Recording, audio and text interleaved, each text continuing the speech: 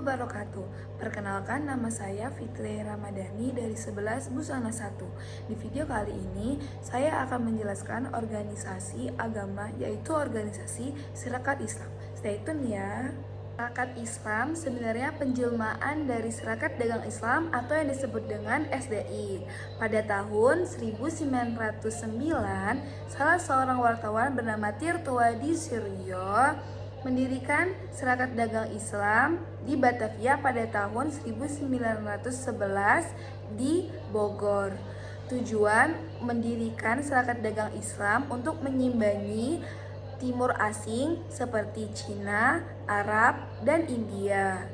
Di tahun 1909 juga ia mendorong seorang pedagang batik Solo bernama Has Hamad Hud agar ikut serta dalam mendukung Serikat Dagang Islam. Jadi jelas bahwasannya Serikat Dagang Islam bertujuan memajukan perekonomian bangsa Indonesia, khususnya bagi yang beragama Islam. Pada tahun 1912, Serikat Dagang Islam berubah nama menjadi Serikat Islam. Setelah ditinjau dari anggaran dasarnya, dapat disimpulkan tujuan Serikat Dagang Islam sebagai berikut. Yang pertama, mengembangkan jiwa dagang dari anggota-anggotanya. Yang kedua, membantu anggota-anggotanya kesulitan dalam berusaha. Yang ketiga, memajukan pengajaran dari semua usaha untuk mempercepat naiknya derajat rakyat. Yang keempat, memperbaiki pendapat-pendapat yang keliru terhadap agama Islam. Yang terakhir, hidup menurut perintah ajaran agama Islam. Dari tujuan yang tercantum dalam anggaran dasarnya tidak terlihat adanya unsur-unsur politik. Namun dalam kegiatannya Serikat Islam menaruh perhatian besar terhadap hal yang sebenarnya mengandung unsur-unsur politik. Cita-cita dan aksi-aksinya disebarluaskan melalui kabar, surat, sehingga tak heran dalam waktu singkat, Serikat Islam telah memiliki jumlah anggota yang cukup banyak. Perkembangan Serikat Islam yang pesat menimbulkan kekhawatiran pemerintah Hindia Belanda. Oleh karena itu, Gubernur Jenderal Indendrong merasa perlu meminta nasihat kepada para residen dalam menetapkan kebijakan politiknya. Pada bulan Agustus 1912, pemerintah mengeluarkan peraturan umum yang melarang Serikat Islam untuk menerima anggota baru dan mengadakan rapat.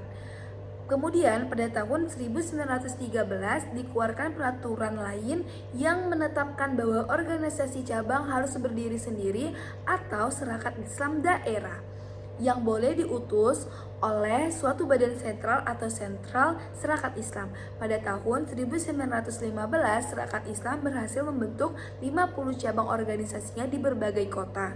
Politik segmentes atau pemisahan terhadap Serikat Islam di satu sisi mengurangi kekuasaan pengurus pusatnya.